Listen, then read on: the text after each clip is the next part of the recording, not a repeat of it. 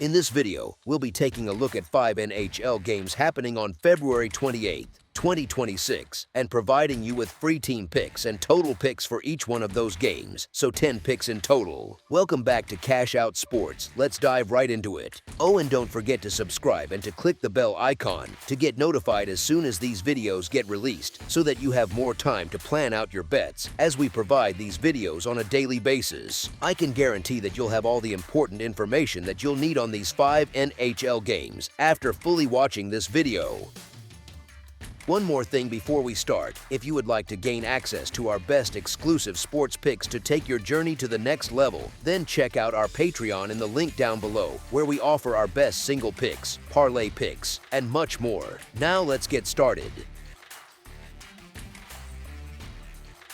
Boston Bruins versus Philadelphia Flyers. This matchup has that fun tension where one team looks like the cleaner machine and the other feels like the emotional side of the story, the scrappy group trying to pull everyone back into the muck. Boston walks into Philadelphia with the stronger record, the better goal differential, and the comfort of knowing they are the team being chased in the standings, not the one doing the chasing. That alone shifts a lot of the pressure to the home locker room. You can almost picture it, Bruins players going through their routine like a group that has finally remembered it is supposed to be a playoff team again, while the Flyers are staring at the board in the room thinking, if we do not get this one, that wild card gap starts to feel real. Coaching flavor matters here more than people realize. Boston under Marco Sturm has quietly turned into a team that plays with a very workmanlike rhythm, structured breakouts, layered support, and just enough star power to punish mistakes when the puck flips the other way. You see it in how often they can win games without needing a highlight reel every period, almost like a good chess player who is fine winning on small edges rather than a flashy checkmate combo. They lean on their top talent to tilt the ice, but the identity is more keep doing the right thing than hope someone pulls a rabbit out of a hat. Across the ice, Philadelphia under Rick Tocchet feels very different, and honestly that contrast is part of what makes this game interesting. The Flyers still carry that classic Philly energy, hard on pucks, willing to eat a few cross-checks if it means getting to the crease, and very comfortable in games that look messy from the outside. They have their heartbeat up front with guys like Travis Konecny, who is not only driving their scoring but also sets the emotional tone almost every night, while the rest of the group is being asked to win shift after shift on effort and discipline rather than pure talent. It is a style that can absolutely work, especially at home, but it usually needs the goaltending to hold firm and the penalties to stay under control, which is a tightrope when you are also trying to play physical and send a message in front of your own fans. The building itself adds a layer. Xfinity Mobile Arena has not lost that "we want our team to matter again" vibe. You can feel it through the way this fan base has latched onto the Flyers' progress this season, and that kind of energy can swing momentum in spurts. But that same atmosphere can get tense fast if Boston gets out in front early, because a team that is chasing both in the game and in the standings sometimes squeezes the stick a little too hard. Boston has already gone into tougher buildings and handled that kind of noise, and their profile this year, strong overall goal numbers and a schedule that has not exactly been soft, suggests they are built to survive pushback rather than crumble the first time something goes against them. There is also the simple fact that when these two met in Boston, the Bruins did not just edge the Flyers, they spread the scoring around and walked away with a comfortable result on the scoreboard, which is a nice quiet reminder to themselves that their style works against this exact opponent. That does not mean a carbon copy game shows up here, but it does mean Boston can lean on a real template, while Philadelphia needs to change the script without changing who they are, and that is a tricky balance in a pressure spot. When you combine the more reliable finishing, the deeper scoring threats, the slightly steadier defensive structure, and the fact that Boston is the team everyone else is trying to reel in, it is hard not to lean toward the visitors as the side more likely to handle the moment with fewer self-inflicted mistakes. As our first pick for this matchup, the Boston Bruins money line is our full game side pick. The first meeting between these two teams popped to a 6-3 Bruins win, 9 total goals on the board, and that sticks in people's minds because it felt wild and fun and a little bit old school. But if you step back and look at what these teams usually are this season, you do not see a pair of track meet juggernauts. You see two groups that live much closer to the middle, with Boston hovering around 3 goals for and 3 against per night and Philly tucked a little under that on both ends. That is more steady drumbeat than fireworks every shift. The Flyers game logs tell a story you can almost feel without reading numbers, a lot of nights finishing in that 5 or 6 total goal window, with the occasional blow-up loss or big win, but plenty of 2-1, 3-2, 4-2 type scores that feel like grindy NHL hockey rather than arcade mode. That fits the way Talkjet wants his team playing, hard on details, quick to reset after bad nights, keeping games from spiraling even when the opponent is more talented on paper. When you get that kind of mindset, you do not often see them happily trading rushes for 60 minutes, especially in a game that can swing their season mood one way or the other. On the other side, Boston's profile this year is sneaky. The overall goal totals look healthy, and the highlight clips will show you their stars can absolutely light teams up, but their structure under Sturm nudges things toward control rather than chaos most nights, even when they are creating offense. They are capable of those 5-3 or 6-2 kind of wins, sure, but the spine of their season sits closer to 3-2 or 4-2, games where they squeeze the neutral zone, lean on their defense, and let their better finishing show without turning the whole thing into a track meet. Goaltending pulls the mood downward too. The Flyers have been kept afloat in part by solid work in net from Dan Vladar, and when a goalie like that gets going, he can make an entire building feel smaller for the road shooters. Boston, whether it is Jeremy Swayman back in the mix or Joonas Korpisalo getting another nod, has enough in the crease to clamp down for stretches, especially when their blue line is in sync in front of the net. Put 2 capable goaltending situations behind 2 systems that are not exactly reckless, and suddenly that 9-goal memory from January looks more like the exception than the rule for how this matchup usually wants to play out. Layer on the timing and stage and the picture gets even more tilted toward a lower-key scoreboard. We are coming right out of the Olympic break. Legs and timing are still getting back to full sharpness. Coaches tend to trust their defensive structure more than their creative instincts in games like this, and national TV afternoon starts often begin a little cagey before anyone really opens up.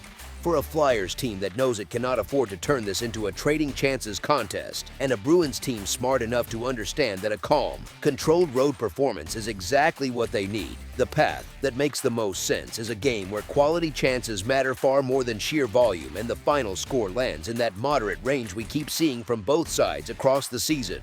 As our second pick for this matchup, under the projected total is our full game total pick.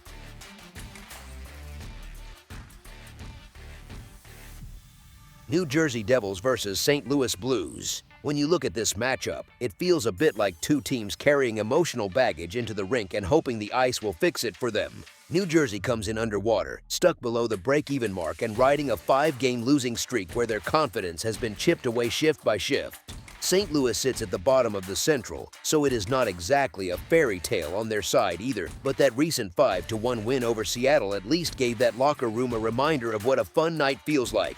The schedule spot leans heavily toward the home bench. New Jersey had to deal with Buffalo on Wednesday, then Pittsburgh on Thursday, and now has to jump into a loud building for a 3rd game in 4 nights with travel baked into the week. Those kinds of stretches look manageable on a calendar, yet for players who have already been grinding since fall, that is the kind of mini gauntlet that makes the legs feel a little heavier and the puck feel a little smaller. The recent scoring stretch for New Jersey tells the story better than any pep talk. Across the last 6 games, the Devils have managed only 7 total goals, every one of those contests landing in that 3 goals or fewer zone that feels like quicksand for an offense. When a team keeps walking out of the rink with that kind of production, it wears on decision-making, it tightens sticks, and it turns harmless turnovers into small crises. Against the spread, the gap between these 2 is not subtle. New Jersey has only cashed around 20 times against roughly 39 misses, which is a brutal track record for anyone who has trusted them with a ticket in their pocket. St. Louis, on the other hand, has lived in a strange kind of chaos, losing plenty but fighting harder on the number, sitting at 29 covers and 29 misses and showing a much sturdier profile in their own building. Home ice still matters, especially in a building that can get loud when there is even a hint of momentum, and the Blues at least know what a happy postgame feels like this week, which is more than New Jersey can say. Books are treating this thing like a near coin toss, but the context shifts that coin slightly toward the home bench. Fresher legs, the crowd behind them, a tiny bit of positive emotion from that most recent win, and a visitor that has spent the week getting punched in the mouth without much of a response. All of that tilts the spread conversation in one clear direction. As our first pick for this matchup, the St. Louis Blues money line is our full game side pick.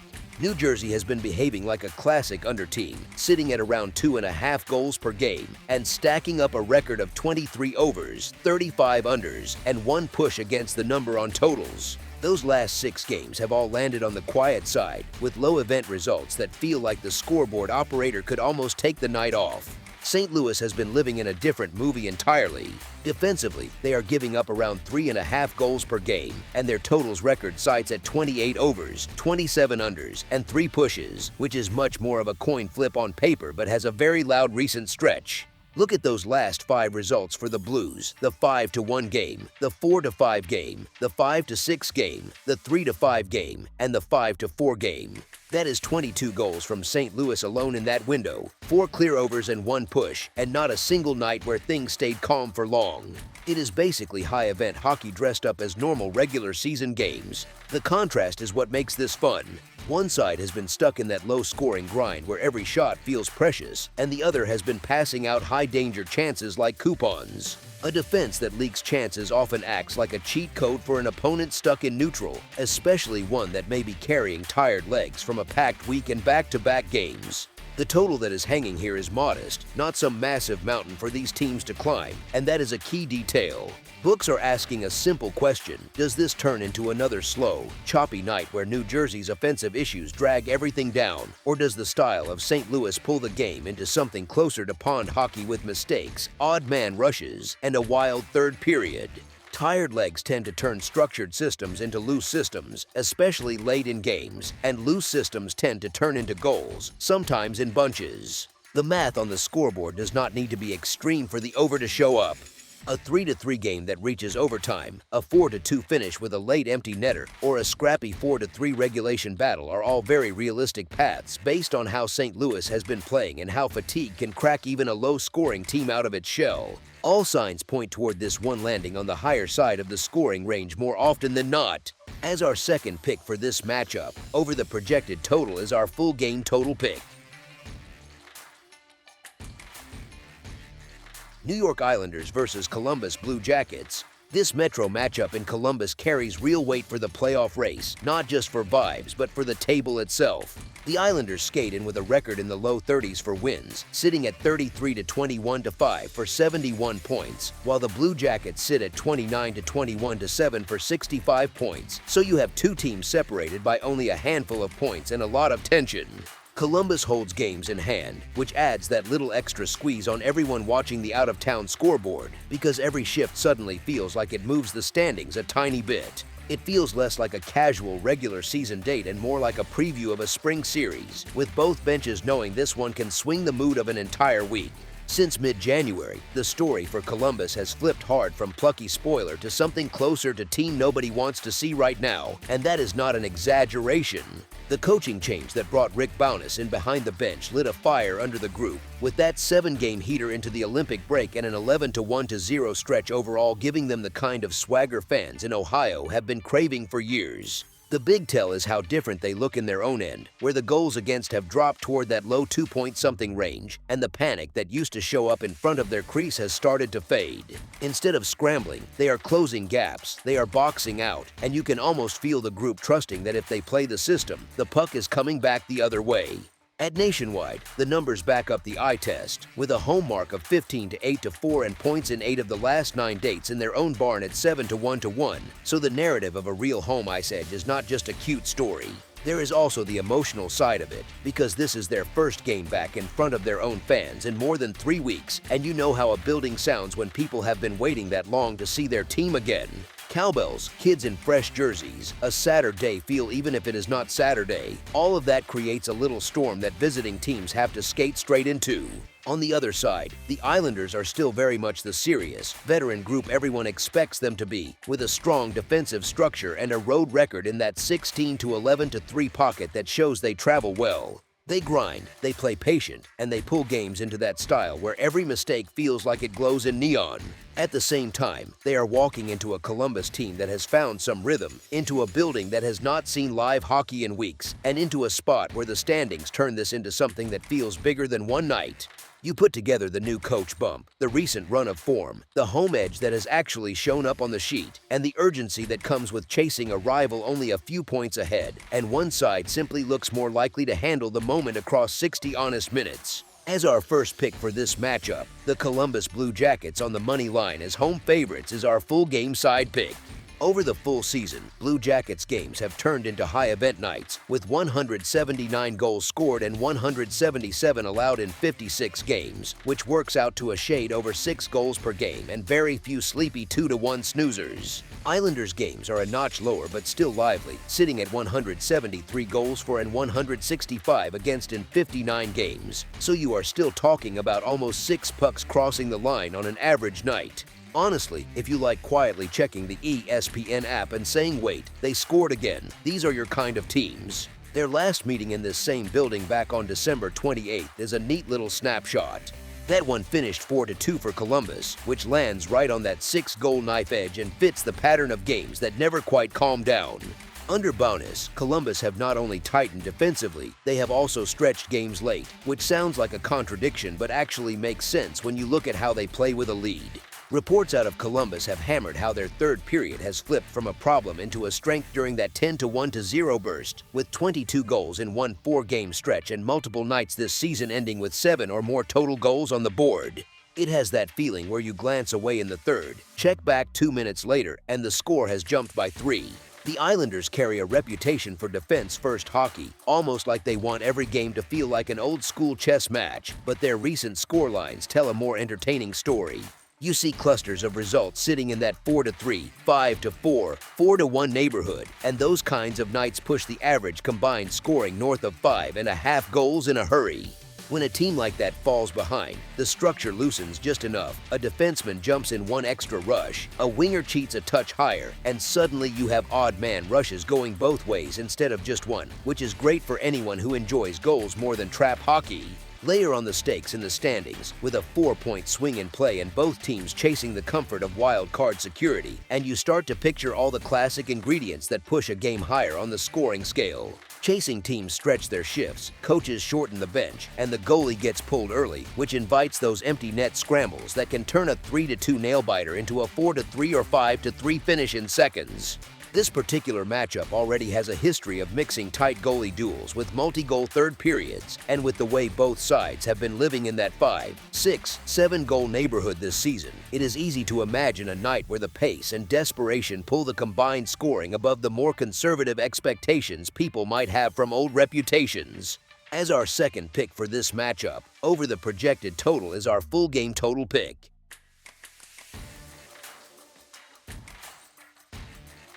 Washington Capitals versus Montreal Canadiens. The stage for this one is pretty fun already, with Washington still chasing important points and Montreal enjoying the kind of season that keeps their fans buzzing, all with the Bell Center crowd ready to shake the building tonight. Oddsmakers are clearly leaning toward the home side, with Montreal framed as the team that is supposed to handle its business and Washington wearing that road underdog label that quietly carries a chip on its shoulder. It looks like one of those classic setups, where the flashy home favorite with the entertaining offense gets all the casual love, while the visiting team that plays a little more grown-up, detail-oriented hockey ends up treated like background scenery. Montreal's whole personality tilts toward pressure and pace, throwing numbers forward, firing pucks from everywhere, and happily trading chances if it means they get to turn the game into a track meet in front of their own fans. That kind of style is electric, but it can also be leaky because the same aggression that fuels the offense can leave pockets of open ice behind the play and puts a lot of weight on the goalies to clean up the mess. Washington, on the other hand, leans more into balance, trying to keep the puck moving north without turning every shift into a coin flip, and making sure their structure behind the rush does not completely fall apart when things get stretched.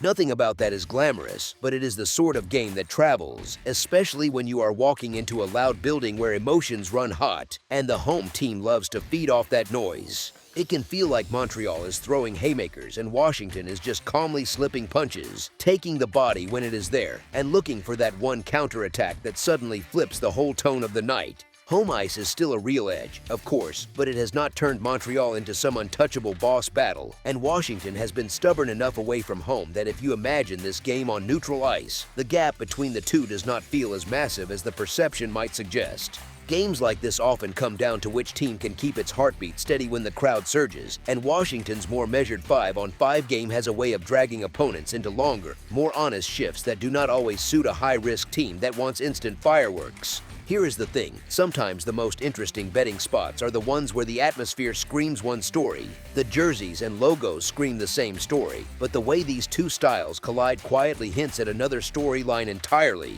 This shapes up as the kind of night where the so-called boring side, the one that manages the puck, leans on its structure, and absorbs pressure without panicking, can end up looking a lot more comfortable than anyone in that building expected when the anthem ended. As our first pick for this matchup, the Washington Capitals moneyline is our full game side pick. On paper, you can spin a pretty calm story, with one team that people like to label as responsible defensively and another that knows it has to tighten up as the season gets more serious, and that narrative always makes an undersound cozy. But hockey has a way of laughing at neat little scripts, and the way these two teams actually play once the puck starts skipping around in transition leans a lot more toward chaos than calm. Montreal loves speed, loves stretch passes, and loves the kind of layered attacks that force defenders to turn, pivot, and make decisions under pressure, which is awesome entertainment and also a recipe for odd man rushes going both directions. They can look completely in control for long stretches, then one bad pinch or one mistimed step at the blue line flips into a rush against, and suddenly the game has gone from deliberate to wild in the space of a single shift. Washington is not exactly sitting back in a defensive shell either, because once they feel that there is space to be attacked, they are comfortable joining the rush with their defense, pushing the middle of the ice, and letting their skill guys turn broken plays into quick strikes. It is easy to say this one will be tighter, it matters more now, but we have seen plenty of matchups like this from these teams morph from respectable, low-key games into third-period track meets where whistles, power plays, and tired legs all start piling gasoline on the fire. Think about how many times you have watched a game that felt measured for 40 minutes, only for one weird bounce, one scrambly penalty kill, or one blown coverage to uncork everything and turn the last stretch into something that looks like pond hockey with nicer jerseys. This pairing lines up that way again, with one side that is naturally wired for up-tempo, chance-trading hockey and another that has more than enough finishing talent to punish every loose puck, every late change, and every overconfident pinch once the ice opens up. The goalies can absolutely steal the show on any given night, but the combination of offensive instincts, special teams volatility, and the emotional swings in a building like this makes it hard to picture everyone quietly nursing a low number for 60 calm minutes without at least one stretch of pure mayhem on the scoreboard. Honestly, it feels less like a game that tiptoes along a tightrope and more like one that keeps inching toward a breaking point, where one or two big swings can suddenly push the scoring into a much louder space than the early stages might suggest. As our second pick for this matchup, over the projected total is our full game total pick.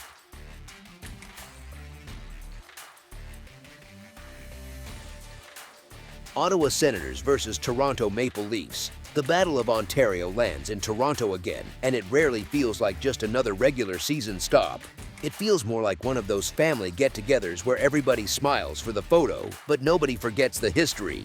Ottawa comes in at 28-22-8, sitting a single point ahead of Toronto, which sits at 27-23-9, and both teams are wedged in that strange middle ground where they look dangerous one night and a bit chaotic the next. That is part of the charm here, if you can call it that. Ottawa's profile leans into chaos, but in a way that has actually been working for them. They score over 3 goals per game, they give up just a touch over 3 as well, and they lean on a top-tier power play that sits in the league's upper group, while living with a penalty kill that is buried near the bottom. It is not calm hockey, but it suits a group that likes to attack with its blue line and push pace instead of sitting back and waiting. Toronto, on the other hand, scores at a similar clip, but has allowed even more against, pairing a strong penalty kill with a power play that has not fully matched the names on the jerseys this year. So on paper, you get two clubs that can both punch, but one seems a little more comfortable in the kind of messy game that often decides whether a favorite actually covers or not. Context around the schedule tilts things further. Ottawa stepped out of the Olympic break with a tighter rhythm, getting a controlled return against Detroit, and then heading down the 4-0-1 with a cleaner rest profile. Toronto, by contrast, has been grinding through a tough stretch, coming home from that Florida swing where they were handled in back-to-back games, and landing in a spot that gives them a third game in 4 nights. That is the kind of detail bettors love to argue about in group chats, because you cannot measure it perfectly, but you can often see it in the legs on the backcheck or the decision-making with the puck late in games. The emotional layer sits on top of that. Ottawa's core, with leaders already back into their usual roles after the Olympic break, looks mostly intact and healthy at the top. The injuries on their side tilt more toward depth pieces, like Nicolas Matinpalo and David Perron, which matters, but does not reshape the entire identity. Toronto's situation feels murkier, and that uncertainty alone can influence how a team plays against a familiar rival. Between missing steady defensive help like Chris Tanev, dealing with longer-term issues such as Dakota Joshua on the shelf, and the ongoing questions around William Nylander's exact readiness, it creates an odd tension where you are never quite sure what version of the lineup you are getting. Add in a head coach who already made headlines earlier in the season after that nasty gym incident that left his forehead looking like something out of a hockey horror movie, and you have a group that feels like it is grinding through a lot on and off the ice. Market perception quietly reflects all of this. The days when Toronto was automatically treated as the big home favorite have cooled, and pricing has shifted toward Ottawa as the slight favorite in many spots, which suggests that odds makers and sharper money are seeing these teams as closer to equal talent, with form and situation nudging things toward the visitors. In a rivalry that often turns into a high-pressure test of which team handles mistakes better, the side that is more rested, a touch healthier at the top, and more comfortable in a high-tempo style often ends up rewarding the spread backers. Here, that balance leans toward the road bench, which is why the argument keeps pulling in the same direction. As our first pick for this matchup, the Ottawa Senators' money line is our full-game side pick. You get two teams that do not really specialize in low-event, quiet hockey, and that is being polite. Ottawa's season numbers say plenty. They score over 3 per night and allow just over 3 as well, live on a top-tier power play, and carry one of the worst penalty kills in the league. You do not need to be running models in Excel to feel what that means. A team that draws and takes plenty of penalties, finishes well with the extra skater, and struggles to clear its own end when shorthanded usually creates long stretches of special teams action, which is pure fuel for goals. Toronto fits neatly into that script from the other side. Whenever their top center is in the lineup, this offense tilts the ice, generates quality looks, and turns broken plays into chances that force goalies to work. Even with a power play that has not quite lived up to the star power, the threat level is always there, especially against a penalty kill like Ottawa's that has bled chances all season. Their own penalty kill has been one of the bright spots, sitting near the top of the league, but it has also been busy cleaning up after breakdowns in 5-on-5 structure and a blue line that has had to juggle injuries, trades, and long-term absences. When a team is constantly patching its pairs and asking the same group to put out fires, it usually leads to some frantic sequences, not calm control. Rivalry energy pours gasoline on all of this. These teams just went through the intensity of Olympic-level play, with big names like Austin Matthews and Brady Tkachuk skating in high-tempo games against the best in the world. Then they jump straight back into a meeting that already has local bragging rights built in. Coaches talk about needing a jolt after a long break. Players feel the crowd, and one early goal can flip the rest of the night into a track-style game full of rushes and counters. We have already seen what can happen when these two groups share the ice in this building. That 7-5 game last time they met here was a perfect example of how fast the structure can crack once both sides start trading punches. That exact score will not repeat on command, of course, but it is a reminder that the matchup of styles leans much more toward a wide-open field than a tight checkerboard chess match. Fatigue adds another subtle layer. 3 games in 4 nights, with travel baked in, tends to show up first in the little defensive details, like weak box outs in front, late sticks in lanes, or slow support on the back check. The finishing touch at the other end often hangs around longer than the ability to defend cleanly for 60 minutes. So even if one bench looks a little tired, that can actually tilt things toward more odd-man rushes or backdoor tap-ins, not fewer scoring chances. When you mix a leaky penalty kill on one side, strong offensive talent on both sides, and the emotional charge of a rivalry that rarely feels relaxed, you get a recipe that leans toward those 4-3 or 5-3 types of nights more often than a tight 3-2 grind. As our second pick for this matchup, over the projected total is our full game total pick. That's all for now, so if you have any other games you would like reviewed, then leave a comment down below with the game you would like analyzed, subscribe to our channel, leave a like on this video, and we'll get to it as soon as we possibly can. We would also love to hear your opinion on the picks presented to you in this video, whether you agree or disagree with them, so leave a comment down below and do let us know.